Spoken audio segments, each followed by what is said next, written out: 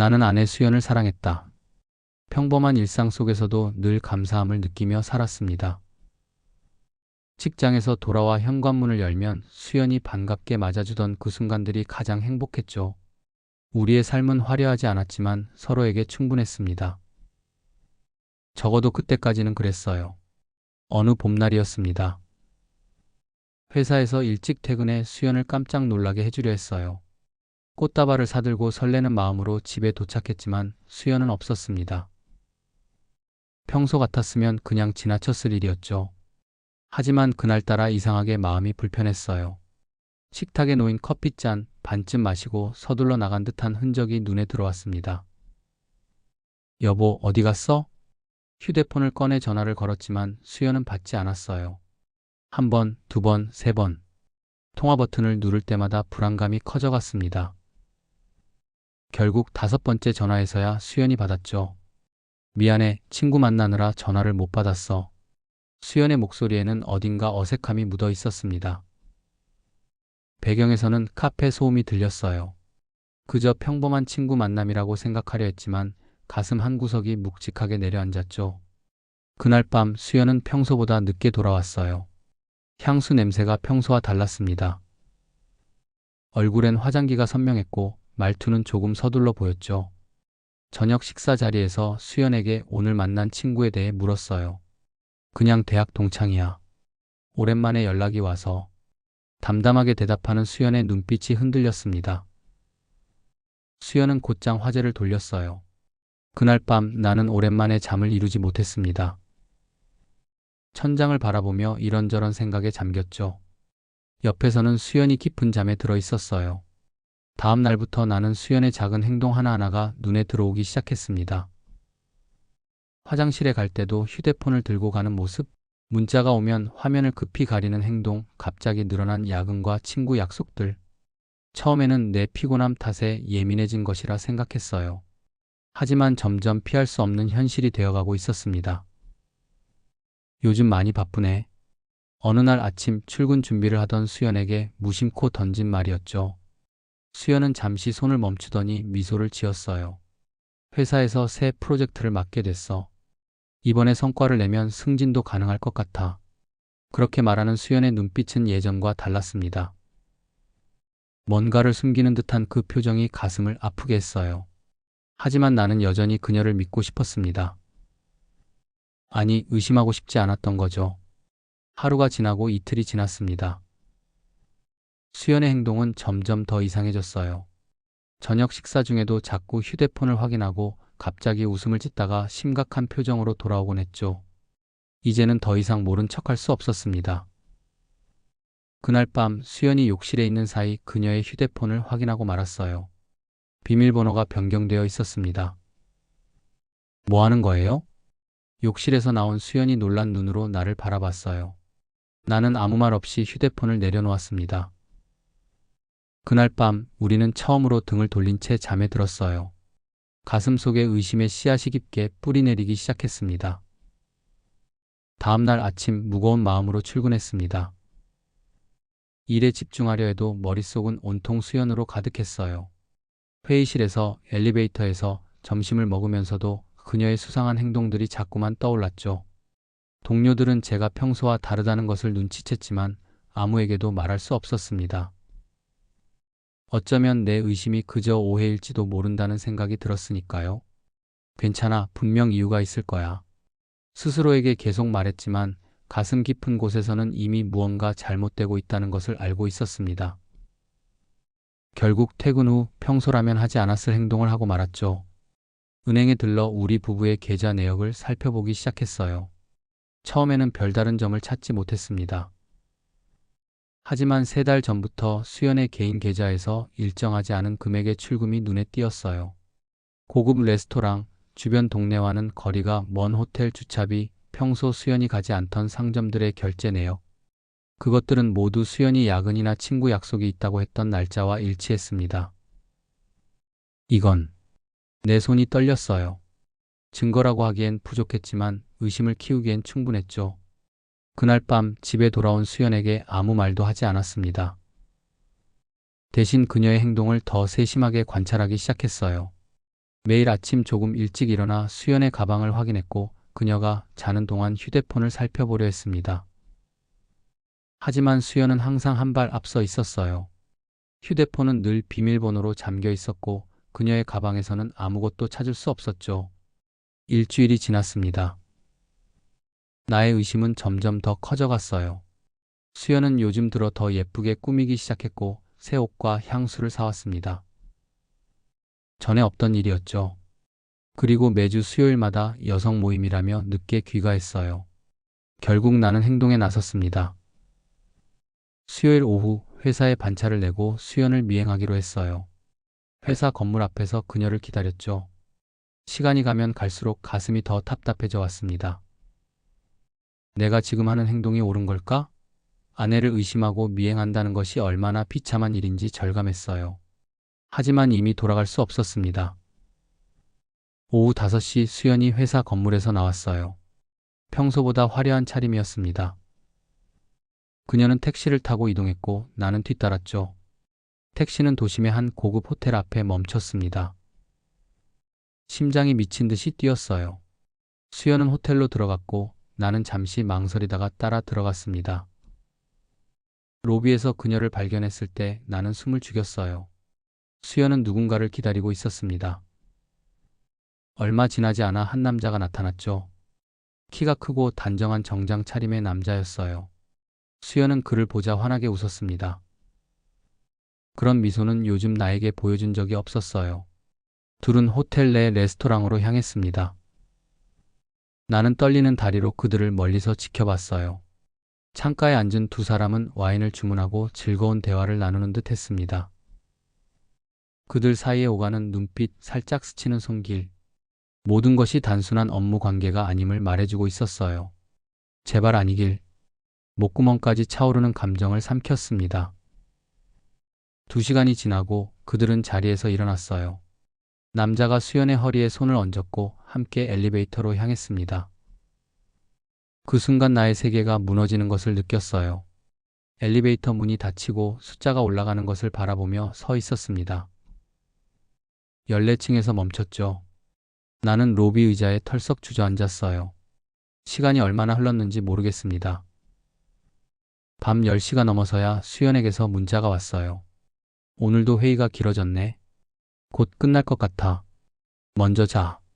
그 순간 모든 것이 명확해졌습니다.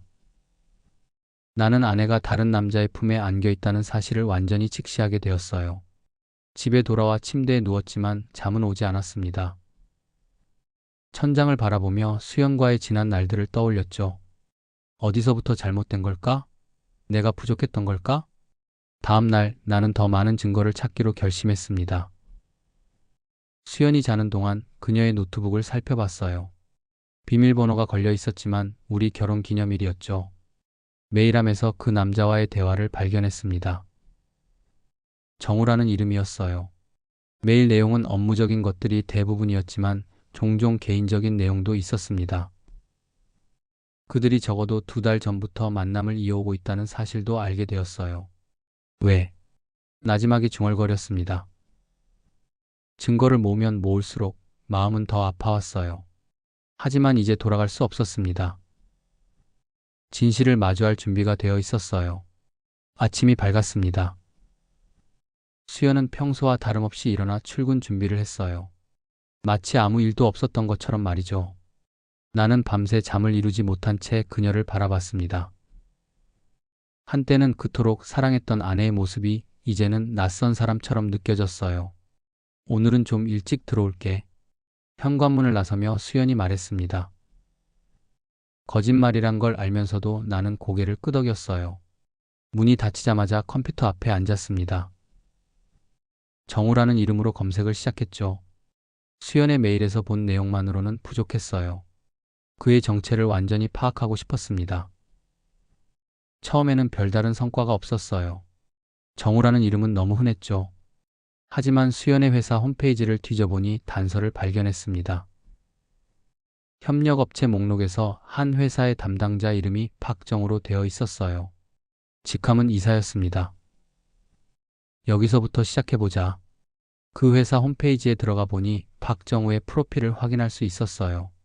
사진 속 남자는 어제 호텔에서 본 그 사람이 맞았습니다. 38살, 명문대 출신의 해외 유학 경력까지 있었죠. 겉으로 보기엔 완벽한 성공가도를 달리는 인물이었어요. 소셜미디어도 검색해봤습니다. 박정우의 계정은 개인정보가 거의 없었지만 몇몇 사진에서 그의 일상을 엿볼 수 있었어요. 가족 사진도 있었습니다. 아내와 초등학생으로 보이는 아들이 함께 찍은 사진이었죠. 행복해 보이는 가족의 모습에 가슴이 더 아파왔어요. 그는 유부남이었구나. 나만 배신당한 게 아니었습니다. 저 사진 속의 여자도 모르는 사이에 배신당하고 있었어요. 박정우의 아내. 그녀의 이름을 알고 싶었습니다. 더 깊이 파고들어 검색하던 중 한 동창회 사이트에서 정보를 찾았어요. 박정우의 아내 이름은 서연이었습니다. 서울대 경영학과 출신으로 현재는 금융권에서 일하고 있다는 정보도 있었죠. 서연. 이름을 되뇌어 보았습니다. 모르는 사람이지만 묘한 연대감이 느껴졌어요. 우리는 같은 배에 타고 있는 사람들이었죠. 다만 그녀는 아직 그 사실을 모르고 있을 뿐이었습니다. 오후가 되자 직장에 전화해 몸이 좋지 않다고 말했어요. 그리고 집을 나섰습니다. 목적지는 박정우가 일하는 회사였죠. 건물 앞에 도착해서 한참을 망설였습니다. 내가 지금 무엇을 하려는 건지, 이게 옳은 행동인지 자문했어요. 하지만 이미 발걸음은 건물 안으로 향하고 있었습니다. 로비에서 안내 데스크에 다가갔어요. 박정우 이사님 좀 만나고 싶은데요. 접수원이 내 이름을 물었습니다. 잠시 망설이다가 수연의 회사 이름을 대며 업무상 방문이라고 말했어요. 잠시 후 승인이 떨어졌고 나는 엘리베이터를 타고 12번째 층으로 올라갔습니다. 박정우의 사무실 앞에서 심호흡을 했어요. 문을 두드리고 들어가자 그가 놀란 표정으로 나를 바라봤습니다. 당연히 그는 나를 알아보지 못했죠. 안녕하세요. 어떤 용건으로? 저는 수연의 남편입니다. 그 말 한마디에 박정우의 얼굴이 창백하게 변했어요. 그는 자리에서 벌떡 일어났다가 다시 천천히 앉았습니다. 사무실 문을 닫으며 그가 목소리를 낮췄어요. 무슨 말씀이신지. 어제 호텔에서 봤습니다. 당신과 내 아내가 함께 있는 모습을. 침묵이 흘렀습니다. 박정우는 책상 위에 놓인 가족 사진을 살짝 엎어놓았어요. 그의 손이 미세하게 떨리고 있었습니다. 오해가 있으신 것 같은데 수연 씨와 저는 단지 업무상. 거짓말은 그만두세요. 모든 증거를 다 가지고 있습니다. 내 목소리는 생각보다 차분했어요. 분노보다는 체념이 더 컸던 것 같습니다.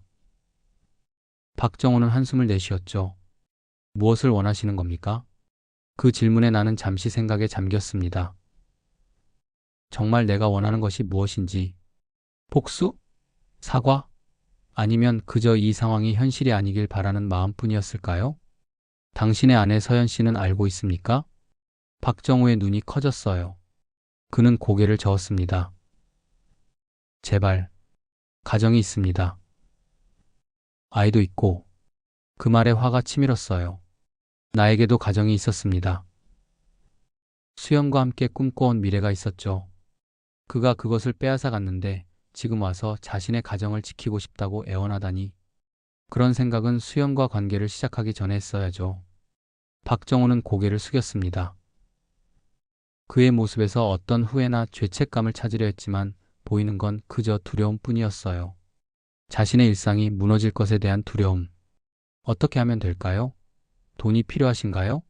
아니면 돈? 나는 쓴웃음을 지었습니다.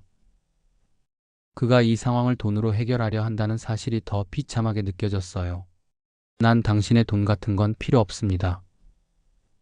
다만 말을 멈추고 잠시 생각했어요. 이제 어떻게 해야 할지 명확하게 떠올랐습니다. 당신의 아내 서연 씨를 만나고 싶습니다. 박정우의 얼굴이 공포로 일그러졌어요. 그는 애원하듯 말했습니다. 제발 그러지 마세요. 무엇이든 해드리겠습니다. 수연과의 관계도 끊겠습니다. 하지만 나의 결심은 확고했어요. 이제 돌이킬 수 없는 강을 건너고 있다는 것을 알았습니다. 서연 씨의 연락처를 알려주세요. 오늘 안에. 사무실을 나오면서 뒤돌아보지 않았어요. 이제 시작이었습니다. 복수의 시작. 집으로 돌아오는 길은 유난히 길게 느껴졌습니다. 차장 밖으로 흐르는 도시의 풍경이 무채색처럼 보였어요. 박정우를 만난 후 마음속에는 복잡한 감정들이 뒤엉켜 있었습니다. 분노, 배신감, 상실, 그리고 이제는 복수심까지. 휴대폰이 울렸습니다.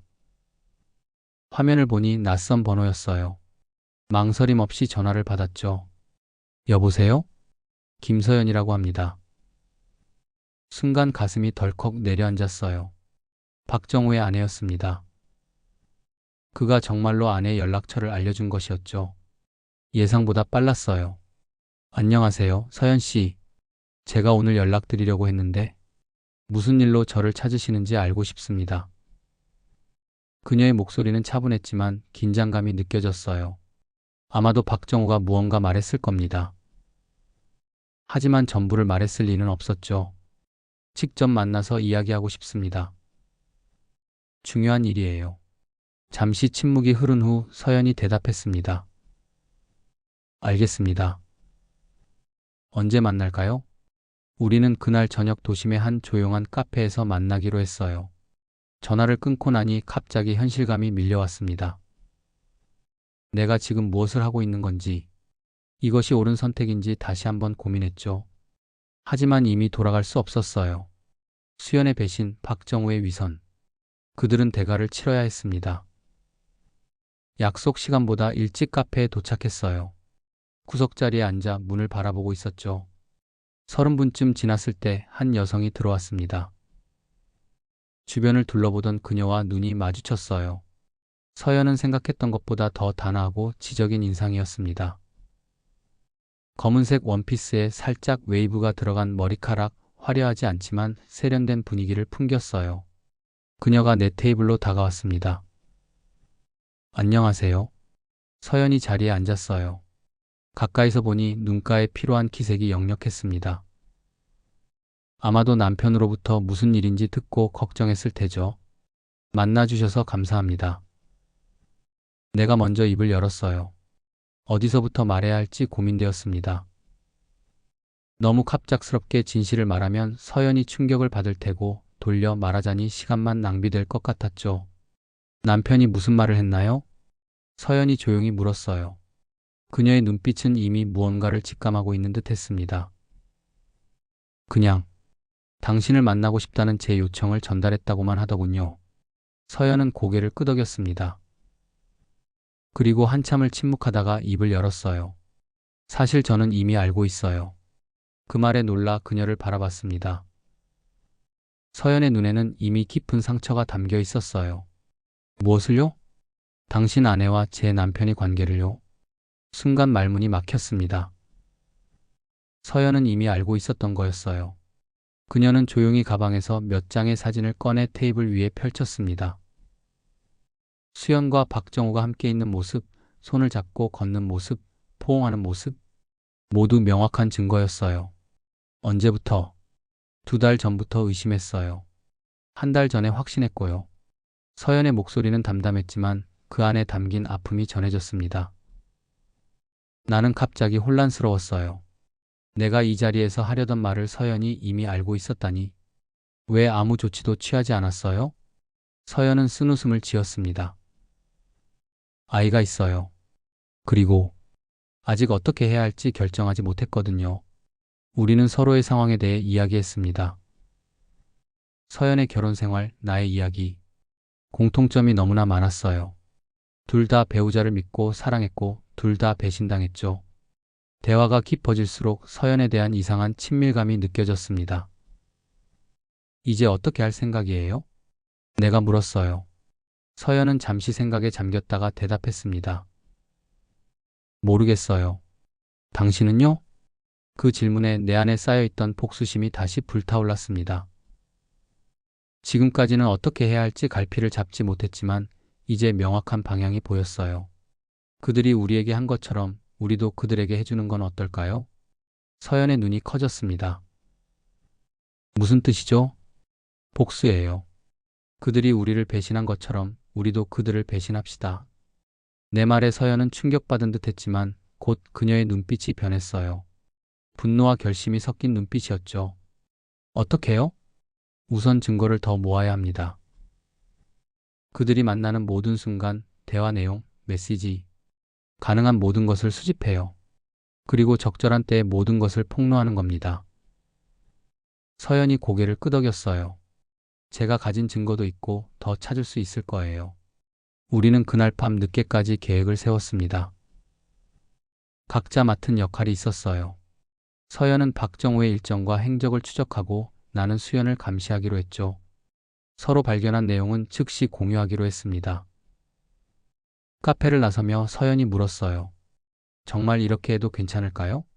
우리가 그들과 다를 바가 없어지는 건 아닐까요? 나는 잠시 생각했습니다. 그녀의 말이 일리가 있었어요. 하지만 이미 우리의 마음은 상처로 가득 찼고 그 상처는 복수 없이는 아물지 않을 것 같았습니다. 다르죠. 우리는 먼저 배신하지 않았으니까요. 그날 밤 집에 돌아와 텅 빈 침대에 누웠습니다. 수연은 야근이라며 아직 돌아오지 않았어요. 천장을 바라보며 생각했습니다. 이 복수가 끝나면 나는 어떻게 될까? 행복해질 수 있을까? 확신할 수 없었지만 한 가지는 분명했어요. 더 이상 예전으로 돌아갈 수 없다는 것. 서연과의 만남 이후 나는 본격적으로 증거 수집에 들어갔습니다. 수연의 일정표를 몰래 확인하고 그녀의 휴대폰 통화 기록을 살펴보았죠. 서연 역시 박정우의 행적을 면밀히 추적했어요. 우리는 매일 저녁 짧게나마 통화를 하며 발견한 사항들을 공유했습니다. 일주일이 지났을 때 결정적인 증거를 발견했어요. 수연의 이메일에서 제주도 호텔 예약 확인서를 찾아낸 겁니다. 이번 주말 박정우와 함께 업무 워크숍이라는 명목으로 제주도에 가기로 한 모양이었어요. 서연에게 바로 전화했습니다. 서연 씨, 중요한 정보가 있어요. 전화기 너머로 그녀의 목소리가 떨렸습니다. 저도 방금 알았어요. 남편이 이번 주말에 제주도에 간다고 하더군요. 출장이라면서요. 우리의 정보가 일치했어요. 그들이 함께 제주도로 여행을 계획 중이었던 겁니다. 가슴이 답답했어요. 내 아내가 내가 여전히 사랑하는 사람이 다른 남자와 여행을 간다는 사실이 현실로 다가왔습니다. 이번 주말 제가 집에 없을 거예요. 수연의 말에 입술을 깨물었어요. 그녀는 거짓말을 너무 능숙하게 했습니다. 사랑하는 사람의 눈을 바라보며 이렇게 자연스럽게 속일 수 있다니 마음이 무너져 내렸어요. 서연 씨, 오늘 만날 수 있을까요? 전화기 너머로 짧은 침묵이 흘렀습니다. 네, 어디서 만날까요? 우리는 그날 저녁 한강공원에서 만났어요.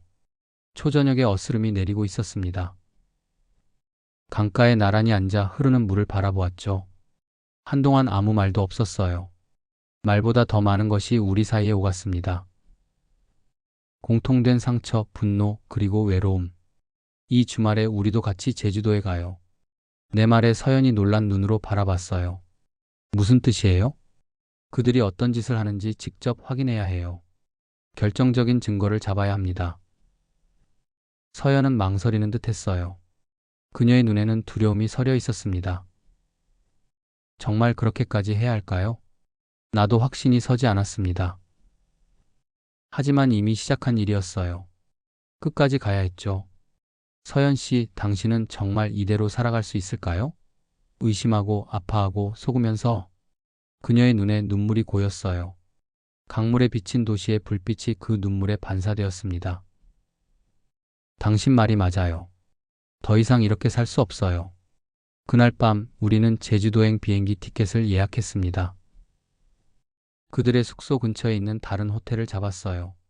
계획은 간단했습니다. 그들을 미행하고 결정적인 증거를 잡아 나중에 폭로하는 것이었죠. 주말이 다가왔습니다. 수연은 여자친구들과의 여행이라며 집을 나섰어요. 나는 묵묵히 그녀를 배웅했습니다. 가슴이 찢어지는 아픔이 밀려왔지만 이미 돌이킬 수 없었어요. 서연과 나는 같은 비행기를 타고 제주도로 향했습니다. 다행히 수연과 박정호는 우리보다 먼저 출발한 항공편을 이용했기 때문에 마주칠 일은 없었어요. 제주도에 도착해 호텔에 체크인한 후 그들이 묵는 호텔 로비에서 잠복 감시를 시작했습니다. 오후 내내 그들의 모습은 보이지 않았어요. 아마도 섬 관광을 떠났거나 객실에 머물고 있을 거라 생각했습니다. 저녁이 되자 지쳐가던 찰나 로비에 그들이 나타났어요. 손을 잡고 웃으며 걸어가는 모습이 눈에 들어왔습니다. 너무 행복해 보였어요. 마치 아무런 죄책감도 없는 것처럼. 저기, 서연이 떨리는 목소리로 말했습니다. 그녀의 손이 내 팔을 꽉 쥐었어요. 나도 그들을 바라보며 가슴이 무너져 내렸습니다. 이제 모든 확신이 들었어요. 그들은 우리를 완전히 배신했고 그 배신 속에서 행복을 찾고 있었습니다. 우리는 조용히 그들을 미행했어요. 레스토랑에서 저녁을 먹고 바에서 술을 마시고 해변을 거닐며 달빛을 즐기는 모습까지 모든 순간을 사진으로 남겼습니다. 증거를 모으는 과정이 이렇게 고통스러울 줄은 몰랐어요. 더는 못 보겠어요. 서연이 결국 참지 못하고 말했습니다. 그녀의 눈에서는 눈물이 흘러내렸어요. 나도 더는 견딜 수 없었습니다.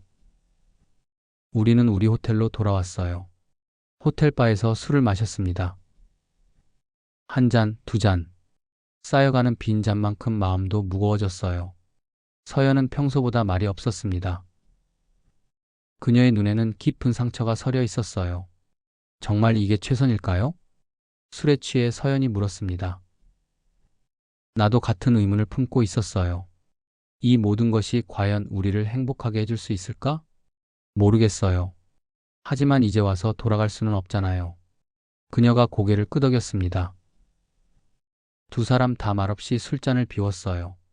밤이 깊어갈수록 마음의 상처는 더 깊어지는 것 같았습니다. 오늘 밤, 혼자 있기 싫어요. 서연의 말에 눈을 들어 그녀를 바라봤어요. 그녀의 눈빛에는 외로움과 슬픔, 그리고 무언가 더 깊은 감정이 담겨 있었습니다. 내 마음도 마찬가지였어요. 이 순간만큼은 누군가에게 의지하고 싶었습니다. 엘리베이터에서 우리의 눈이 마주쳤어요. 말없이 서로를 바라보다가 서연의 객실에 도착했습니다. 문 앞에서 머뭇거리던 그녀가 내 손을 잡았어요. 들어올래요? 그 순간 모든 이성이 무너져 내렸습니다. 분노와 배신감, 상처와 외로움이 뒤섞인 채 우리는 서로에게 의지했어요. 처음에는 서로의 상처를 달래주려는 의도였을지도 모릅니다. 하지만 곧 그것은 복수를 넘어선 무언가가 되었어요. 어둠 속에서 서연의 눈빛이 빛났습니다. 그녀의 손길이 내 얼굴을 더듬었어요. 우리는 서로를 끌어안았습니다. 그것은 사랑이 아니었어요. 하지만 그 순간만큼은 우리에게 필요한 위로였습니다. 이것도 복수의 일부인가요? 서연이 속삭였어요. 나는 대답하지 않았습니다. 어쩌면 그랬을지도 모릅니다. 또는 그저 외로움을 달래기 위한 몸부림이었을 수도 있었죠. 하지만 그 순간 우리는 서로에게 유일한 위안이었어요. 밤이 깊어갔습니다. 창문 너머로 제주도의 별이 빛났어요. 우리는 말없이 누워 있었습니다. 서로의 온기를 느끼며 각자의 생각에 잠겨 있었죠.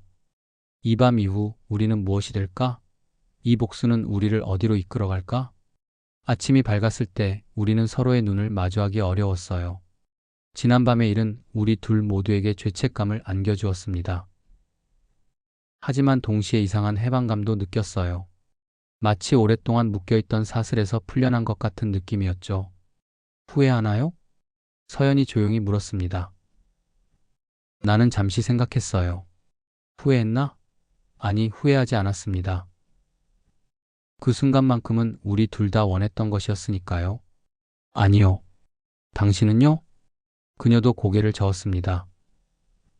그리고 우리는 다시 현실로 돌아왔어요. 복수는 아직 끝나지 않았으니까요. 제주도에서 돌아온 후 나의 일상은 완전히 달라졌습니다. 표면적으로는 이전과 같은 생활을 유지했지만 내면에서는 모든 것이 변해 있었어요. 수연을 바라보는 시선, 그녀의 거짓말을 듣는 태도, 그리고 서연과의 비밀스러운 소통까지 모든 것이 새로운 현실이 되었습니다. 수연은 제주도 여행에서 돌아와 더욱 행복해 보였어요. 마치 정말 친구들과 즐거운 시간을 보낸 것처럼 여행 이야기를 들려주었죠. 나는 그녀의 말 한마디 한마디가 거짓임을 알면서도 무심한 척 고개를 끄덕였습니다. 가끔은 이 가면 쓴 연극이 언제까지 계속될지 궁금했어요. 여행은 어땠어? 식탁에 앉아 저녁을 먹으며 물었습니다. 수연은 환하게 웃으며 대답했어요. 정말 좋았어. 오랜만에 푹 쉬었달까? 바다도 보고 맛있는 것도 많이 먹고. 그녀의 눈을 똑바로 바라봤습니다. 거짓말하는 눈빛이 더 이상 낯설지 않았어요. 오히려 이제는 그 거짓에 익숙해진 내가 더 두려웠습니다. 그래? 어떤 곳에 갔었어? 수연이 잠시 머뭇거렸어요. 아마도 박정호와 함께 있었던 장소들이 머릿속을 스쳐 지나갔을 겁니다. 그냥 유명한 해변이랑 카페 같은 곳? 애매한 대답에 나는 더 이상 묻지 않았어요. 대신 휴대폰을 꺼내 서연에게 메시지를 보냈습니다. 곧 끝낼 시간이야. 서연과는 거의 매일 연락했어요. 제주도 이후 우리의 관계는 더욱 복잡해졌지만 여전히 공통의 목표가 있었습니다. 복수를 완성하는 것. 이제 우리에게 필요한 것은 모든 증거를 폭로할 적절한 타이밍이었어요. 다음 날 서연과 카페에서 만났습니다. 사람들의 시선이 두려워 도심에서 벗어난 조용한 곳을 택했어요. 서연은 여전히 아름다웠지만 눈가의 피로감이 더 짙어진 것 같았습니다. 결정했어요? 그녀가 조용히 물었어요. 나는 고개를 끄덕였습니다. 이번 주말에 모든 것을 끝내요. 우리는 계획을 세웠습니다. 모든 증거를 한꺼번에 공개하기로 했어요. 우선 둘이 함께 있는 자리를 만들어야 했습니다. 마침 이번 주말에 박정우의 회사에서 직원 가족들과 함께하는 바비큐 파티가 있다고 했어요. 수연도 친구 자격으로 참석할 예정이었죠. 그곳에서 모든 것을 폭로해요. 모든 사람들 앞에서요. 서연의 눈에 결연한 빛이 떠올랐습니다. 그동안의 상처와 분노가 이 한순간을 위해 모아진 것 같았어요. 주말이 다가왔습니다. 수연은 또다시 친구 모임이라며 집을 나섰어요. 나는 그녀가 나간 뒤 서연과 만나 함께 바비큐 파티장으로 향했습니다. 차 안에서 우리는 서로 말없이 앞만 바라보았어요. 이제 돌이킬 수 없는 강을 건너고 있다는 것을 알았습니다. 긴장되나요? 서연이 물었어요. 나는 고개를 끄덕였습니다. 가슴이 터질 듯 뛰고 있었어요. 당신은요? 네. 하지만 이제 이걸 끝내야 해요. 목적지에 도착했습니다. 공원 한쪽에 마련된 바비큐 파티장은 웃음소리와 음악으로 가득했어요. 멀리서 수연과 박정우의 모습이 보였습니다. 그들은 조심스럽게 거리를 두고 있었지만 서로를 바라보는 눈빛에는 애정이 가득했어요. 그 모습을 보니 가슴이 찢어지는 듯 했습니다. 저기 있어요. 서연이 작은 목소리로 말했어요. 그녀의 손이 떨리고 있었습니다. 나는 그녀의 손을 꼭 잡아주었어요. 이제 우리는 함께였으니까요. 우리는 천천히 파티장으로 걸어갔습니다. 몇몇 사람들이 이상한 눈빛으로 우리를 바라봤어요. 특히 서연을 알아보는 사람들은 의아한 표정이었죠. 박정우의 아내가 왜 낯선 남자와 함께 오는지 의아했을 테니까요. 수연이 우리를 발견한 순간 그녀의 얼굴에서 핏기가 싹 가셨습니다. 와인잔을 들고 있던 그녀의 손이 덜덜 떨렸어요. 박정우도 곧 우리를 발견하고 놀란 표정을 지었죠. 그는 급히 수연에게 다가가 무언가 속삭였습니다. 드디어 만나게 되네요. 서연이 크게 말했어요. 주변 사람들이 우리를 주목하기 시작했습니다. 박정우가 황급히 다가왔어요. 여보, 이게 무슨... 설명할 필요 없어요. 다 알고 있으니까. 서연의 목소리는 차가웠습니다.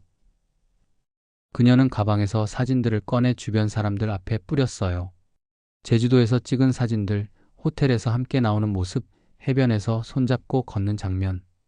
모든 증거가 바닥에 흩어졌습니다. 이게 당신의 업무 관계예요? 사람들 사이에서 술렁임이 일었어요. 수연은 얼어붙은 듯 서 있었습니다. 그녀의 눈에는 공포와 놀라움 그리고 부끄러움이 뒤섞여 있었어요. 여보. 수연이 내게 다가오려 했지만 나는 한 걸음 물러섰습니다. 이제 와서 무슨 말을 하려고? 내 목소리는 떨렸어요. 그동안 참아왔던 모든 감정이 한꺼번에 터져 나왔습니다. 당신이 나를 속이고 다른 남자와 함께 있을 때 나는 매일 밤 기다렸어. 당신을 믿고 싶었고 의심하기 싫었어. 하지만 당신은 나를 완전히 배신했어. 박정우가 중재하려 했지만 서연이 그를 막았어요. 당신도 마찬가지예요. 가정이 있는 사람이 어떻게 이런 짓을 할 수 있어요? 아이는 생각 안 했나요? 파티장은 순식간에 침묵에 휩싸였습니다. 모든 사람들의 시선이 우리 넷에게 쏠렸어요. 수연은 눈물을 흘리기 시작했고 박정우는 창백한 얼굴로 서 있었습니다. 우리는 정말 사랑하는 사이였어요. 수연이 작은 목소리로 말했습니다. 그 말에 가슴이 더 아파왔어요.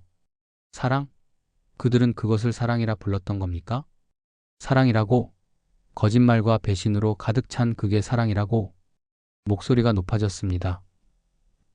분노가 치밀어 올랐어요. 하지만 동시에 이상한 해방감도 느꼈습니다. 마침내 모든 것을 꺼내놓을 수 있게 된 해방감이었죠. 그리고 더 충격적인 사실이 있어요.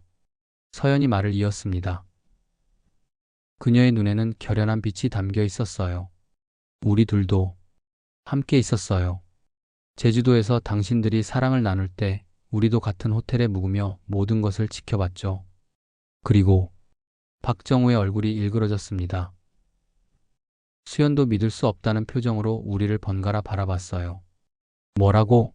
너희가? 수연의 목소리가 떨렸습니다. 그녀의 눈에서 눈물이 쏟아졌어요.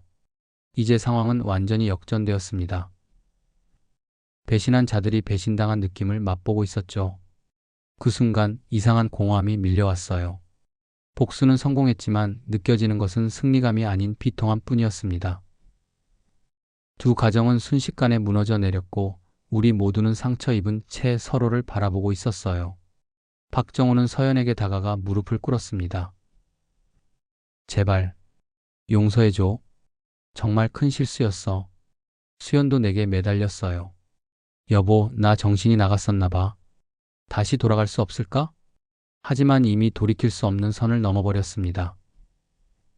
너무 많은 것이 파괴되었고 너무 깊은 상처가 남았어요. 우리 넷 사이에는 이제 믿음이라는 것이 완전히 사라져 버렸습니다. 사람들은 하나둘 파티장을 떠나기 시작했어요. 우리만 남겨진 공간에서 네 개의 파괴된 인생이 서로를 마주보고 있었습니다. 복수는 끝났지만 그 결과는 누구에게도 승리가 아니었어요.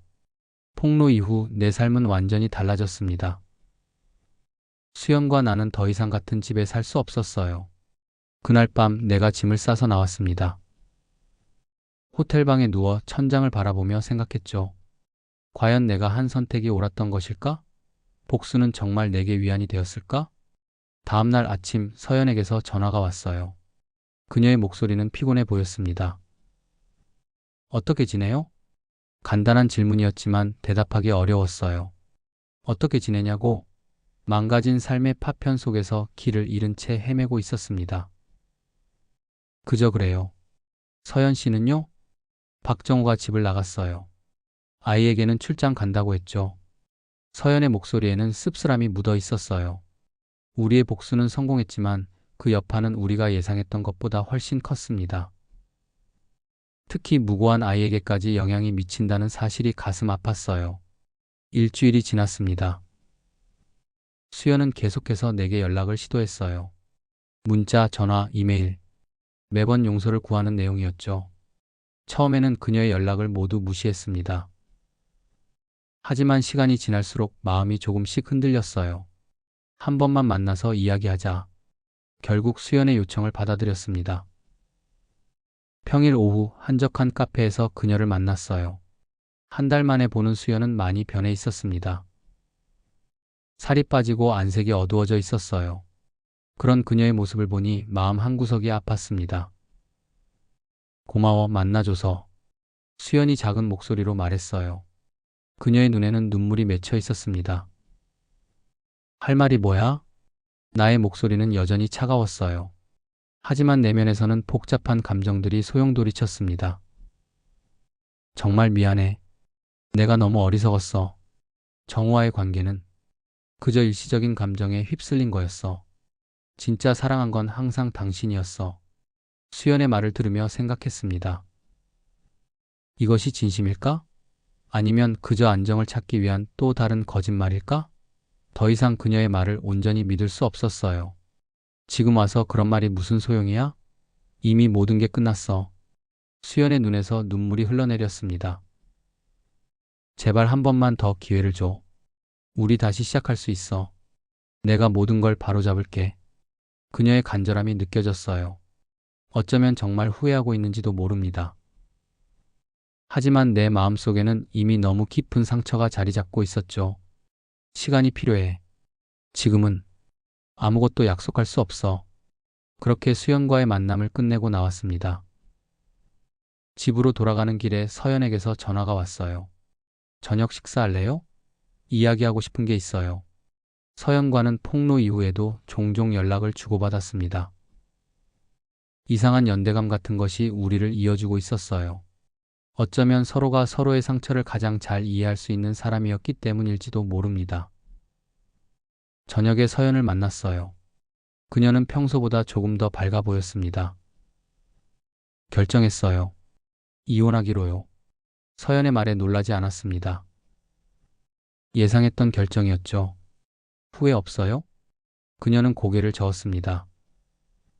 아니요. 오히려 마음이 편해졌어요.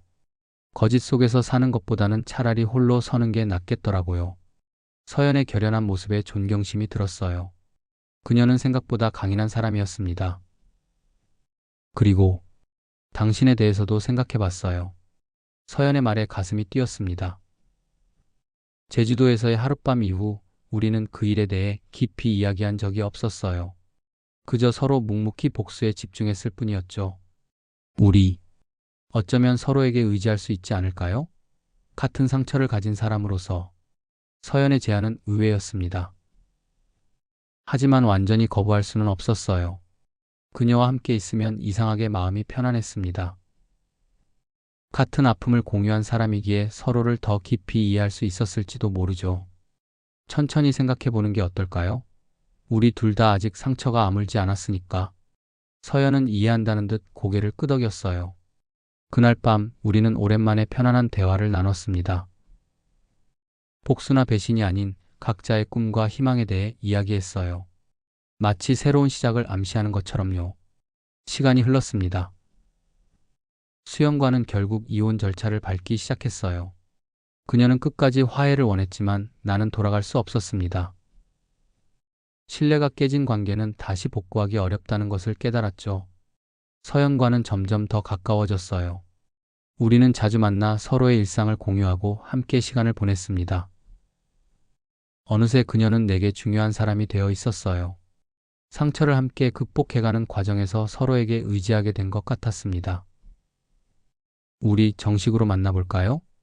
어느 날 저녁 산책을 하며 서연이 제안했어요. 그녀의 눈에는 기대와 두려움이 함께 담겨 있었습니다. 나는 잠시 생각했어요. 서연과의 관계가 단순한 위로를 넘어설 수 있을까? 우리의 시작이 너무 비정상적이었기에 과연 건강한 관계로 발전할 수 있을지 의문이었습니다. 괜찮을까요? 우리의 시작이... 알아요. 우리가 만난 방식이 이상적이지 않았죠. 하지만 그게 우리의 모든 것을 결정하진 않잖아요. 지금 우리는 서로에게 의미 있는 존재가 되었어요. 서연의 말에 용기를 얻었습니다. 맞아요. 과거가 우리의 미래를 모두 결정할 수는 없었죠. 그렇게 우리는 새로운 관계를 시작했어요. 처음에는 모든 것이 순조로웠습니다. 서로를 이해하는 마음, 같은 상처를 겪었기에 더 깊이 공감할 수 있는 능력. 그것들이 우리를 단단하게 묶어주는 것 같았어요. 하지만 시간이 지날수록 미묘한 균열이 생기기 시작했습니다. 가끔 서연의 모습에서 수연을 떠올리게 될 때가 있었어요. 또 서연도 내 행동에서 박정우를 보는 순간이 있었을 겁니다. 우리는 서로에게 과거의 그림자였던 걸까요? 괜찮아요? 어느 날 저녁 서연이 물었습니다. 나는 한참 동안 생각에 잠겨 있었어요. 때로는 우리가 정말 사랑해서 함께 있는 건지 아니면 그저 상처를 치유하기 위해 서로를 이용하고 있는 건지 헷갈려요. 솔직한 고백이었습니다. 서연의 눈에 슬픔이 스쳐 지나갔어요. 나도 가끔 그런 생각이 들어요. 우리가 시작된 방식이 너무 말을 끝맺지 못하고 서연이 고개를 떨구었습니다. 우리 둘 다 같은 고민을 하고 있었던 거예요. 복수로 시작된 관계가 과연 진정한 사랑으로 발전할 수 있을까? 그 질문은 점점 더 우리를 괴롭히기 시작했습니다. 그리고 또 하나 죄책감도 있었어요. 우리의 관계는 다른 두 사람의 불행 위에 세워진 것이었습니다. 그 사실을 완전히 잊을 수는 없었어요. 어쩌면 우리 둘 다 아직 준비가 안 된 건지도 몰라요. 내가 조용히 말했습니다. 서연은 말없이 고개를 끄덕였어요. 그녀의 눈에도 같은 깨달음이 있었습니다. 시간이 더 필요했어요. 각자의 상처를 온전히 치유하고 과거와 화해할 시간이, 서로에게 의존하는 것이 아니라 스스로 온전해진 후에야 진정한 사랑을 나눌 수 있을 테니까요. 잠시 거리를 두는 게 어떨까요? 서연의 제안에 아픔과 동시에 안도감이 느껴졌습니다. 그녀도 같은 마음이었던 거예요. 우리는 서로를 사랑했지만 그 사랑은 아직 온전하지 못했습니다. 너무 많은 상처와 과거가 우리 사이에 있었어요. 그래요. 각자 시간을 가져보죠. 그렇게 우리는 잠시 서로에게서 떨어지기로 결정했습니다. 이별이 아닌 각자의 치유를 위한 시간을 갖기로 한 거예요. 언젠가 우리가 다시 만날 때는 더 온전한 모습으로 만날 수 있기를 바라면서 그날 밤 혼자 남겨진 아파트에서 창밖을 바라봤습니다. 도시의 불빛들이 마치 별처럼 빛나고 있었어요. 복수는 끝났지만 새로운 시작은 아직 멀게만 느껴졌습니다. 그래도 희망은 있었어요. 상처는 언젠가 아물 테니까요. 서연과 거리를 둔 지 석 달이 지났습니다. 그동안 나는 온전히 나 자신에게 집중했어요. 오랫동안 미뤄왔던 여행을 떠나기도 하고 새로운 취미도 시작했죠. 산에 오르며 깊은 숨을 들이마실 때마다 마음의 짐이 조금씩 가벼워지는 느낌이었습니다. 수연과의 이혼은 마무리 단계에 있었어요. 생각보다 과정이 순탄했습니다. 수연도 더 이상 화해를 요구하지 않았어요. 아마 그녀도 모든 것이 돌이킬 수 없다는 사실을 받아들인 것 같았습니다. 가끔 그녀가 보낸 문자를 받곤 했어요. 근황을 물어보거나 간단한 안부를 전하는 내용이었죠. 이제는 그런 연락에도 예전처럼 가슴이 아프지 않았습니다. 그저 한때 내 인생의 중요한 부분이었던 사람으로 받아들일 수 있게 되었어요. 잘 지내고 있니? 어느 날 수연에게서 온 메시지를 보며 생각했습니다. 오랜만에 그녀의 소식이 궁금해졌어요. 짧게 답장을 보냈습니다. 응, 잘 지내. 너는? 수연의 답장이 곧 왔어요. 나도 괜찮아. 회사를 옮겼어. 새 출발하려고. 짧은 대화였지만 묘한 안도감이 느껴졌습니다. 수연도 자신의 길을 찾아가고 있는 듯 했어요. 우리 모두 각자의 방식으로 상처를 치유하고 있었죠. 서연의 소식은 간간히 들려왔습니다. 공통 지인을 통해 그녀가 아이와 함께 새 집으로 이사했다는 소식을 들었어요. 박정우와의 이혼도 마무리 단계라고 했습니다. 서연이 잘 지내고 있다는 소식에 안심이 되면서도 한편으로는 그녀가 그립기도 했어요. 연락해볼까? 수없이 많은 밤 서연에게 연락하고 싶은 충동을 참았습니다. 우리가 정한 거리두기의 시간이 아직 충분하지 않았다고 생각했기 때문이에요. 그녀도 나처럼 자신만의 시간이 필요할 테니까요. 가을이 깊어가던 어느 날 우연히 서연을 만났습니다. 내가 자주 가는 풋카페였어요. 책장 사이로 그녀의 모습이 보였습니다. 서연은 창가에 앉아 책을 읽고 있었어요. 햇살이 그녀의 얼굴을 비추고 있었죠. 잠시 망설이다가 다가갔습니다. 오랜만이에요. 서연이 고개를 들었어요. 놀란 표정이 이내 미소로 바뀌었습니다. 정말 오랜만이네요. 우리는 함께 커피를 마시며 근황을 나눴어요. 서연은 이전보다 더 편안해 보였습니다. 눈가에 피로한 기색도 사라져 있었죠. 그녀의 이야기를 들으며 알게 되었어요. 서연은 새로운 일을 시작했고 아이와의 시간도 더 많이 보내고 있다고 했습니다. 혼자 있는 시간이 많아지니까 오히려 제 자신을 더 돌아보게 되더라고요. 서연의 말에 고개를 끄덕였습니다. 나도 비슷한 경험을 하고 있었으니까요. 그동안 많이 생각했어요. 우리 관계에 대해서도. 서연의 눈빛이 진지해졌어요. 내 심장이 빠르게 뛰기 시작했습니다. 저도요.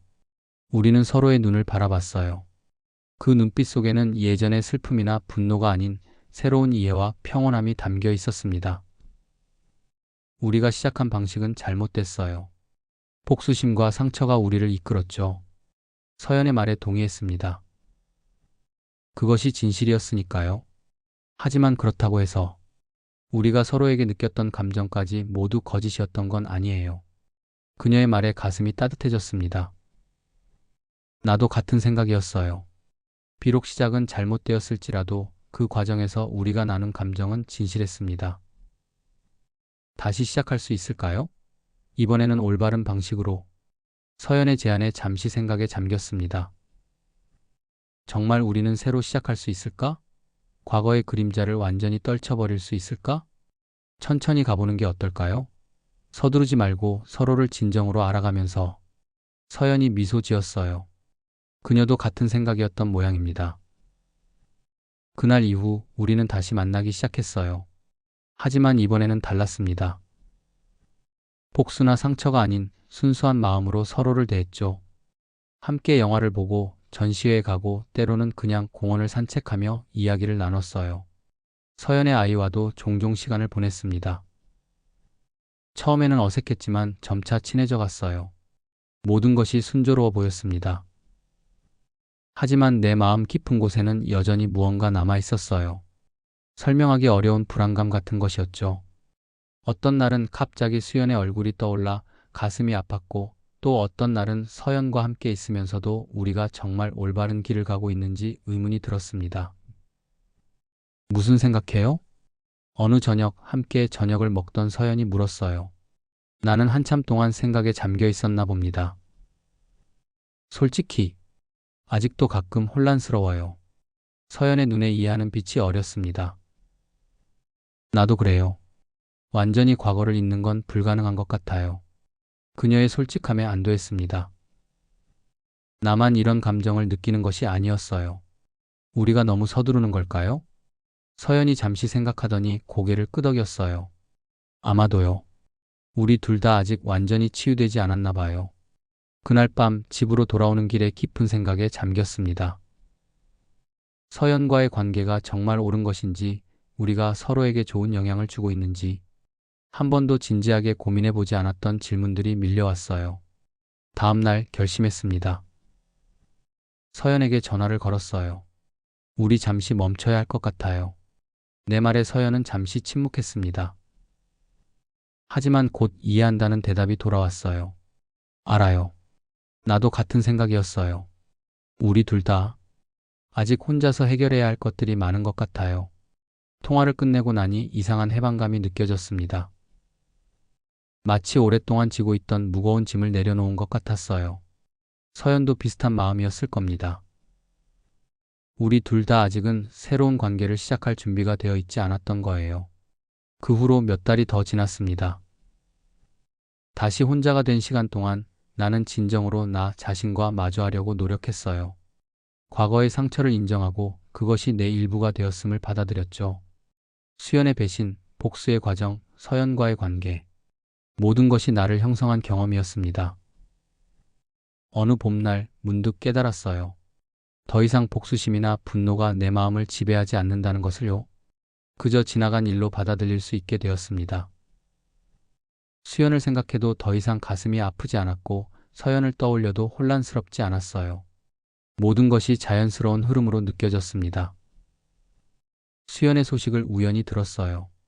그녀는 다른 도시로 이사했다고 합니다. 새로운 직장을 찾고 새 출발을 하고 있다고 했죠. 진심으로 그녀가 행복하기를 바랐습니다. 서연도 자신의 길을 찾아가고 있었어요. 가끔 문자로 안부를 전하곤 했죠. 우리는 이제 서로를 진정한 친구로 대할 수 있게 되었습니다. 그리고 나는 혼자이지만 외롭지 않았어요. 오히려 이 시간이 필요했다는 것을 깨달았습니다. 진정한 자아를 찾고 온전한 나로 살아가기 위해서요. 언젠가 다시 누군가를 사랑하게 된다면 그때는 더 단단하고 성숙한 마음으로 사랑할 수 있을 거라 믿었습니다.